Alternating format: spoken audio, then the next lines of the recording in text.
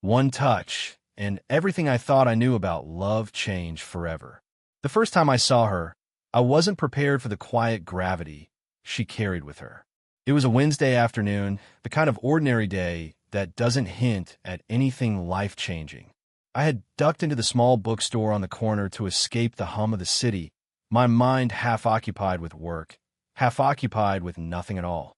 And there she was, standing in the soft amber light that filtered through the tall front windows, scanning a row of books as if she were tracing the stories with her fingertips. She moved with a natural grace, the kind that doesn't announce itself, but quietly commands attention. Her hair caught the sunlight in streaks of warm brown, framing a face that seemed familiar in a way I couldn't place, yet foreign enough to make my heart skip. There was something in the subtle curve of her smile, the calm patience in her gestures, that drew me in immediately. She was confident, yes, but not brash. There was an ease in her presence, like she had found a secret rhythm to the world that I had yet to notice. Our first interaction was almost accidental. She reached for the same book I had, a small volume tucked between heavier tomes. Her fingers brushed mine, brief but electric. The contact was so fleeting that it could have been dismissed as a mere accident, yet it left a lingering warmth across my skin. I noticed the gentle pressure of her hand, the careful way she adjusted her grip without letting go, and I realized I had held my breath without knowing it. "Sorry," I said, though my voice sounded more uncertain than apologetic. She looked at me, and in that moment I saw the quiet curiosity in her eyes. She tilted her head slightly, her lips curving into a small, almost secret smile, and said, "It's okay. We both wanted it, I guess." Her voice was soft, measured, but there was a warmth in it that immediately put me at ease. We exchanged polite words about the book, the author, even the weather outside. Yet, beneath the conversation, something unspoken had started to form. I was aware of the subtle rhythm of her breathing, the faint scent of her perfume, vanilla with a hint of something earthy, and how it seemed to anchor me in that small corner of the world. Each small gesture, each glance, carried more weight than ordinary interactions ever should. When I finally let go of the book and moved to another aisle, I kept stealing glances back at her. There she stood, serene and confident, completely unaware of the fluttering in my chest. That brief, accidental touch had done more than spark curiosity. It had awakened something in me that I hadn't expected, a pull toward someone I barely knew, but somehow felt I had always been waiting for. By the time I left the bookstore, I realized it wasn't just a day like any other. It was the day my life shifted, subtly but irreversibly, because of a single touch that seemed to say more than words ever could. After that first fleeting touch, I couldn't stop noticing her. It was as though the world had subtly shifted, and wherever I went, I found myself scanning the spaces she might occupy. The small coffee shop near my apartment became a haven of hope. The library's quiet corners suddenly felt like stages set for chance encounters. Each time I saw her, my heart betrayed a rhythm I tried hard to ignore. Our second meeting was equally unplanned. She was there, seated at a corner table, a cup of coffee steaming gently before her. The late afternoon sun streamed through the tall windows, casting a golden glow across her features. She was reading, but her eyes occasionally lifted, scanning the room with an air of calm awareness that drew me in. I told myself it was just curiosity, nothing more, but my palms betrayed my words, slightly damp, fingers tapping against the handle of my own cup as I debated whether to approach. When our eyes met, it was as if time paused for a fraction of a second. She acknowledged me with a small, knowing smile that made my chest tighten in the most unexpected way. It wasn't flirtatious, not in any conventional sense. There was a warmth, a quiet recognition that felt both comforting and electric. My curiosity deepened. I wanted to know her, not in the casual way one wants to know a new acquaintance, but in the careful, deliberate way one treasures a fragile moment. Later, we found ourselves at the same table, out of necessity rather than choice. There was a slight brush as I settled into the chair opposite her. Our knees met under the table.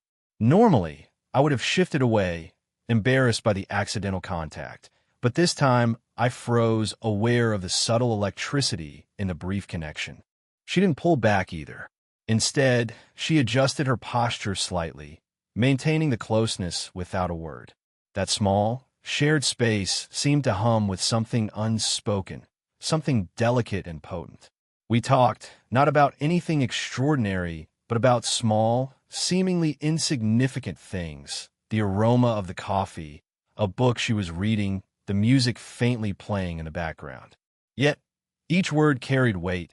Each glance lingered just long enough to make my thoughts scatter and focus all at once. I noticed the way her fingers traced the rim of her cup, the soft sigh as she readjusted her scarf, and the tiny crinkle at the corner of her eyes when she laughed softly. Each detail felt intimate, drawing me closer without any overt confession. By the time we parted, I realized I was already thinking about when I might see her again. It wasn't simply attraction. It was a quiet fascination with her presence, the way she seemed to command attention without demanding it, and the way our accidental touches had sparked something I couldn't yet define. That day, curiosity grew into anticipation. Every small interaction, every shared glance or fleeting brush of skin was a subtle thread weaving us together. And though neither of us spoke of it aloud, I knew, with the slow certainty of something meaningful, that something extraordinary was beginning to form, quietly, delicately, and entirely irreversibly. It was during one of those unplanned encounters that our first truly meaningful conversation unfolded. We had run into each other at a quiet art gallery tucked between city streets, a place that felt removed from the usual noise of life. She was standing in front of a painting, a swirl of muted blues and golds, and I found myself drawn to her stance, the way her posture held a quiet attentiveness, as though she were absorbing more than just the colors on the canvas. I lingered nearby, hesitant, unsure if approaching would seem intrusive. But as fate would have it, we ended up standing side by side in front of the same piece. I found myself commenting softly, almost reflexively, on the subtle interplay of light in the painting. She turned to me, her expression thoughtful, eyes meeting mine with a depth that startled me. "It's like it's alive, isn't it?" she said. Her voice was gentle, but carried a kind of certainty, a groundedness that drew me in. I nodded, surprised at how easily words came between us. As we spoke, I became acutely aware of the small details that made her presence unforgettable. The way her fingers lightly traced the edge of the painting's frame, the tilt of her head as she considered my words. Even the faint scent of her perfume, warm and slightly woody, seemed sharper here, wrapping around me with an intimacy I hadn't anticipated. Our conversation wandered from art to life, what brought her to the gallery, the kind of books she enjoyed, the quiet solace she found in certain routines. I spoke as well, sharing stories I usually reserve for close friends, yet with her it felt natural. There was no judgment in her gaze, only a steady attentiveness that made my words feel valued, heard, and understood. At one point, a gentle brush of her hand against mine as she gestured toward the painting sent an unexpected warmth coursing through me. I caught her eye, and in that brief, suspended moment, I realized that this connection, this subtle closeness, was beginning to affect me more profoundly than I could have predicted. She laughed softly at something I said, a sound that wasn't loud, but resonant enough to linger in the spaces between us. I noticed the small crinkle at the corner of her eyes, the subtle rise of her cheeks, the way her presence filled the gallery more than the artwork itself. For the first time, I felt the quiet, steady pull of emotional intimacy, something deeper than fleeting attraction, something that brushed against the edges of my chest like a whisper. When our conversation ended, we didn't part immediately. Instead, we lingered, the silence comfortable rather than awkward. I felt a new awareness of her. The way her gaze seemed to hold both curiosity and a gentle vulnerability, as if she, too, sensed the unspoken thread that was forming between us. Walking away that day, I realized this was no ordinary encounter. Something had shifted. For the first time, I felt that our story might be more than chance, a slow, deliberate unfolding that began with words, gestures, and that subtle, undeniable sense of closeness. The curiosity that had started as fleeting fascination had begun to bloom into something quietly, irrevocably important. It was a Thursday evening, and the city was bathed in the soft gold of sunset, the streets quieter than usual. We had arranged to meet, though neither of us said it aloud, at the little coffee shop where our eyes had first met so fully. The air carried the faint aroma of roasted beans, mingling with the distant hum of traffic outside. I arrived first, nerves subtly prickling along my spine, and took a seat by the window, my gaze flicking to the door with a mixture of anticipation and hesitation. When she walked in, my chest tightened. She moved with that same calm grace, every step measured yet effortless, as if the world itself had slowed to make room for her. Her eyes met mine briefly, and a small, private smile curved her lips, a smile that seemed to acknowledge the unspoken tension between us. She wore a soft scarf that brushed lightly against her neck, and I noticed the gentle sway of her movements, the delicate rhythm of her breathing that made the space between us feel charged without a word. We ordered our drinks and settled into the corner table, the light from the setting sun catching the subtle highlights in her hair. As we talked about the day of life and trivial observations, I noticed how our hands rested close to one another on the table.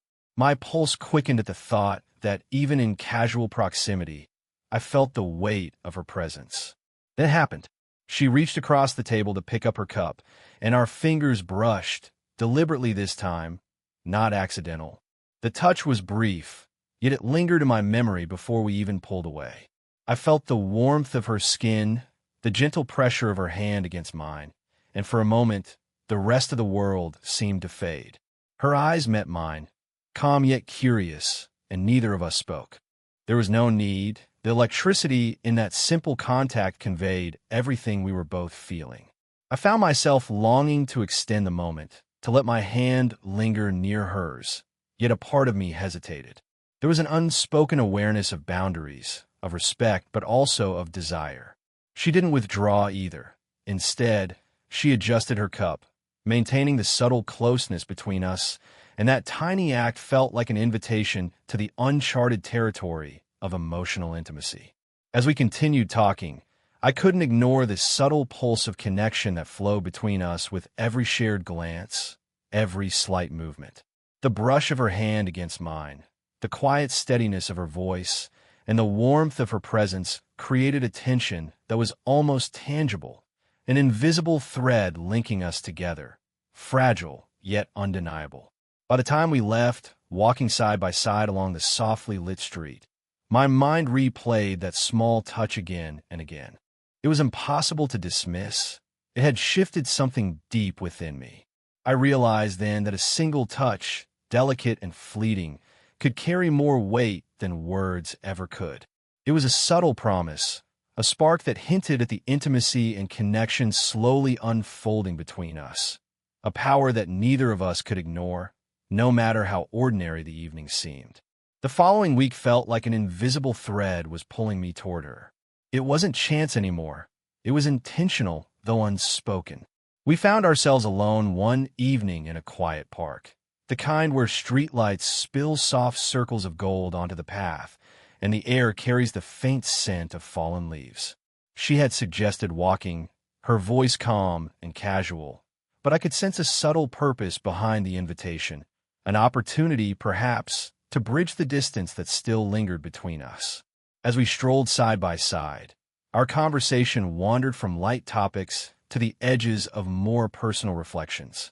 She spoke about the quiet satisfaction she found in her routines, the little rituals that grounded her when life felt unpredictable. Her words were soft, almost like a confession, and I noticed how her eyes occasionally flicked to mine, searching for understanding. I wanted to give her that reassurance, not just with words, but with the quiet steadiness of my presence. At one point, she paused to adjust her scarf, and her fingers brushed mine in the motion. This time, I didn't pull away. I let my hand hover near hers, feeling the subtle warmth of her skin. She noticed, I think, and there was a flicker of something in her eyes, a combination of hesitation and trust. My chest tightened in a way that was equal parts nervous and elated, and I realized that this closeness, these small gestures, were creating a new language between us. We eventually settled on a bench beneath a lamppost, its soft light illuminating her features with a gentle glow. The park was quiet, and for the first time, the spaces between words felt significant. She shared a story from her past, a vulnerability she rarely exposed to anyone, a regret, a moment of fear, a quiet heartbreak. I listened, acutely aware of the rhythm of her breathing, the way her hand rested near mine, and the subtle rise of her shoulders as she exhaled. I wanted to reach out, to offer comfort, and my instincts guided my hand to gently brush hers, a small but deliberate gesture of solidarity. Her fingers didn't retreat. Instead, they shifted slightly to touch mine in return. The contact was fleeting yet profound, a physical echo of the trust we were building. In that moment, I felt the quiet power of emotional intimacy, the kind that doesn't require grand declarations but seeps in through presence, attentiveness, and shared vulnerability. As we sat there, speaking softly, laughing quietly, and occasionally letting silence fill the spaces between, I realized something important. The bond forming between us wasn't just about attraction or curiosity. It was about connection, trust, and the willingness to let someone see the parts of ourselves we usually keep hidden. Her hand resting near mine, the slight brush of her hair from her face, the gentle warmth in her gaze, all of it was slowly shaping something deeper than I had ever anticipated. By the time we parted, the night air had grown cooler, yet I felt a warmth that lingered long after she walked away. That evening marked a turning point. The connection that had started with curiosity and subtle touches had matured into emotional intimacy, and I knew, with a quiet certainty, that we were stepping closer to something neither of us could, or wanted to, ignore. It had been weeks since our first accidental touch, weeks of stolen glances, small gestures, and quiet moments that seemed to linger just a second too long. That evening, we found ourselves at her apartment after a shared visit to an art exhibition. The room was softly lit, shadows dancing across the walls as the city hummed faintly outside. There was a comfort here, a quietness that encouraged honesty, yet I could feel the tension coiling between us, unspoken but undeniable. We sat across from each other on her sofa, a casual distance separating us, yet every detail of her presence felt amplified. The soft fabric of the cushion pressed against my fingertips as I rested my hands on my knees. I watched her, noticing the way her hair fell in soft waves around her face, how her eyes, calm and confident, held a flicker of curiosity and anticipation. I realized then that the curiosity I'd felt from the beginning had transformed into something far more profound, longing. The conversation started lightly about the exhibition, about the fleeting patterns of life, about small, everyday observations. But beneath the words, there was a current of emotion neither of us could ignore. I felt my chest tighten as I realized that my feelings for her were no longer subtle. They had grown into something undeniable, something I could no longer contain. Finally, I spoke, my voice quieter than usual, almost hesitant. "There's something I need to tell you," I said, my fingers brushing the edge of the cushion, searching for courage. She turned to me, her expression open, patient, as if she had sensed this moment was coming. I can't stop thinking about you," I confessed, my words deliberate, careful. "Since the first time we met, since that first touch, everything feels different. You've become important, more than I expected." There was a pause, the kind that stretches infinitely, yet feels fleeting. Her eyes softened, and a small, understanding smile curved her lips. She didn't interrupt, didn't look away. Instead, she let the silence hold space for both of us, for the vulnerability I had just shared and the quiet truth I saw reflected in her gaze. Encouraged, I reached for her hand, not boldly, not hurriedly, but gently, deliberately. The warmth of her fingers against mine was grounding, familiar, yet still electrifying. She didn't pull away. Instead, her hand curled slightly around mine, a silent affirmation, a quiet confession of her own. That simple contact carried the weight of unspoken words: trust, desire, understanding, and the start of something irrevocable. I leaned slightly closer, aware of the soft rise and fall of her chest, the gentle warmth of her presence.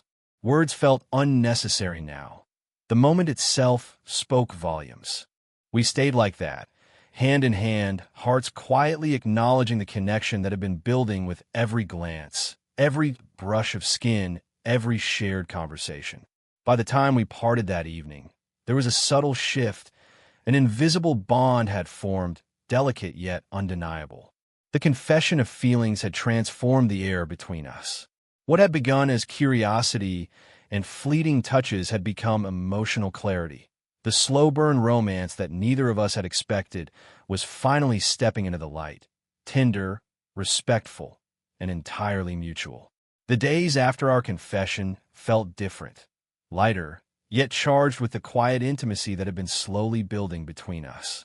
It was no longer a question of curiosity or unspoken longing.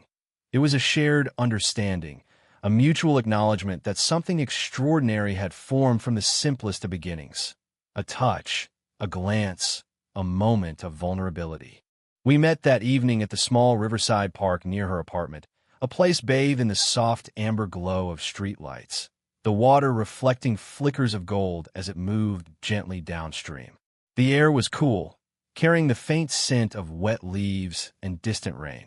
She was already there, seated on the bench we had claimed as ours in previous encounters, her posture relaxed yet elegant, the familiar quiet confidence radiating from her in a way that made my heart beat faster. I approached, feeling the same anticipation I had felt weeks ago, though now tempered by comfort and familiarity. She looked up, her smile a mixture of warmth and gentle amusement, and the subtle way her eyes crinkled at the corners made my chest ache with affection. As I sat beside her, our shoulders brushed, a contact so natural it felt, as if it had always been meant to happen. We talked about the small things first, the colors of the sunset, the rhythm of the river, the stray laughter of people walking dogs nearby. But unlike before, the conversation held no hesitation, no uncertainty.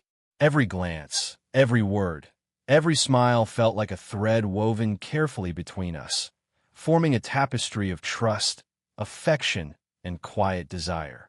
Her hand found mine as we spoke, fingers intertwining naturally, and I felt a steady warmth spread through me. It was not urgent, not demanding. It was gentle, deliberate, and filled with meaning. I noticed how her thumb brushed lightly across the back of my hand, a tiny gesture of reassurance and connection, and I squeezed her fingers softly in return. In that moment, the world beyond the park seemed to fade. The city, the noise, the routine, all irrelevant. Only us mattered. She leaned slightly against my shoulder, her hair brushing my arm, and I could feel the soft rhythm of her breathing, the quiet steadiness that mirrored my own. There was no need for words. The silence between us spoke volumes, conveying trust, comfort, and a shared realization that our bond had fully matured. As night deepened, we remained side by side, watching the river reflect the lights of the city. There was a sense of completion, of fulfillment, not in dramatic gestures, but in the quiet, enduring presence of each other. Our journey, from a fleeting accidental touch to the steady warmth of shared hands, had reached its natural conclusion. We had crossed the threshold from curiosity and longing to intimacy and understanding, slowly, carefully, and entirely respectfully. By the time we finally stood to leave, her hand still in mine, I knew that the story of that first touch was no longer just a memory. It was a promise of trust, connection, and the quiet, transformative power of closeness. Walking together into the night, I felt the profound truth of what had begun so subtly. Love could arrive in whispers, in gestures, in touches that changed everything.